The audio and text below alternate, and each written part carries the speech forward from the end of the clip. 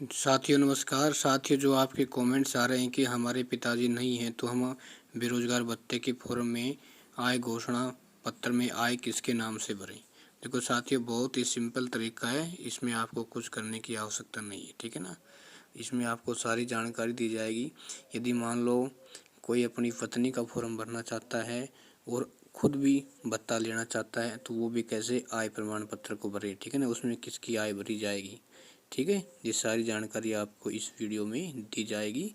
यदि आपकी इस प्रकार की समस्या है तो ये वीडियो आपके लिए बहुत इम्पोर्टेंट साबित हो सकता है। लेकिन इस वीडियो को आपको पूरे वीडियो को देखना है, तभी आपको सारी जानकारी मिल पाएगी, ठीक है ना। एक छोटी सी गलती हो सकता है आपका फॉर्म वेरीफाई नहीं हो और आपके बार बार बैक के मैसेज आने शुरू हो जाएंगे।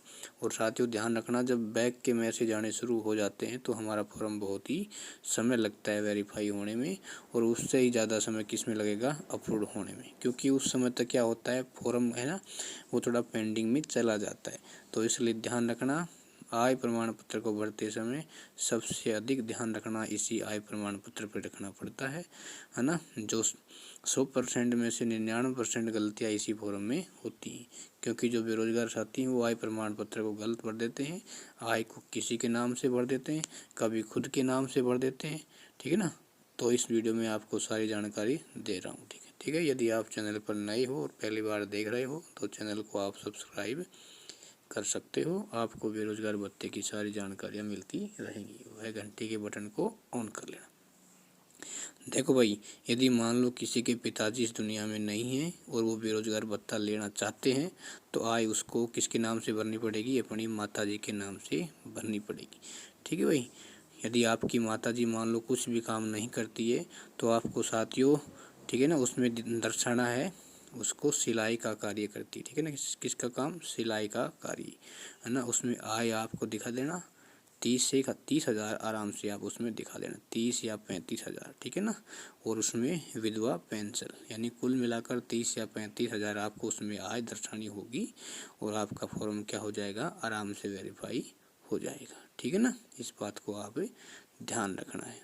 और जो आपका फादर का डेथ सर्टिफिकेट होता है उसको वहाँ पर लगाना है, उसके नंबर उसमें आपको नोट कर देने हैं, ठीक है ना। आपको कोई भी तो समस्या नहीं आएगी। और इसके बाद नंबर आता है, यदि पत्नी व पति दोनों क्या लेना चाहते हैं, बेरोजगार भत्ता लेना चाहते हैं तो वो किसके नाम से आय भरेंगे साथियों। इसमें आपको देखो भाई, यदि मान लो पति व पत्नी आय लेना चाहते बेरोजगार भत्ते का फॉर्म भरना चाहते हैं तो जो उसके ससुर जी हैं उसके नाम से उसको आय प्रमाण पत्र की जो आय है उसमें वो दिखानी होगी। लेकिन जो फोटो है उसको कैंडिडेट की खुद की वहाँ लगानी होगी, ठीक है ना। कभी आप अपने ससुर जी की फ़ोटो वहाँ लगा दो, नहीं तो कल तो जाएगा फॉर्म, ठीक है। मान लो भाई क्या है, आपके ससुर जी नहीं हैं तो फिर आप क्या करोगे, या फिर अपनी आप वो सासू जी की आय वहाँ पर दर्शा सकते हो। यदि मान लो आपकी न तो सासू है ना ससुर जी है तो फिर आप क्या करोगे भाई, इसमें आपको क्या करना पड़ेगा, आपको आगे पीछे फॉर्म भरना पड़ेगा।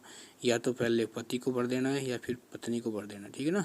यदि आप पत्नी का पहले फॉर्म भरते हो तो वहाँ पर पति की आय आपको कुछ दर्शानी होगी, ठीक है। यदि आप पति का पहले फॉर्म भरते हो तो आपको पत्नी की आय वहाँ पर दर्शानी होगी साथियों, ठीक है। ज़्यादा नहीं, 30 या 40 हज़ार आप दर्शा सकते हो, ठीक है। कोई भी छोटा मोटा कार्य वहाँ पर आप बता सकते हो कि भाई ये कार्य करती है, भले ही ना वो कार्य करे या न करे, लेकिन उसका फंडा क्या है कि उसमें आपको आय दर्शानी होती है, ठीक है ना। तो मुझे विश्वास है कि आपके जो कमेंट्स आ रहे थे साथियों, निश्चित रूप से आपके सवालों के जवाब आपको मिल गए होंगे और आपके जो कन्फ्यूज थे वो बिल्कुल रूप से क्या ख़त्म हो गए होंगे, ठीक है ना। यदि आप फिर भी आपको समझ में नहीं आए तो आप हमारे नंबर 9929545837 पर हमसे कॉल कर सकते हो। आपकी बिल्कुल 100% वह फ्री में सहायता की जाएगी साथियों, ठीक है। और मेरा आपसे पुनः आग्रह रहेगा, यदि आप चैनल पर नए हो तो आप चैनल को सब्सक्राइब कर लेना व घंटे के बटन को ऑन कर लेना, जिससे आपको बेरोजगार भत्ते की सारी जानकारियाँ मिलती रहेंगी साथियों, ठीक है। धन्यवाद।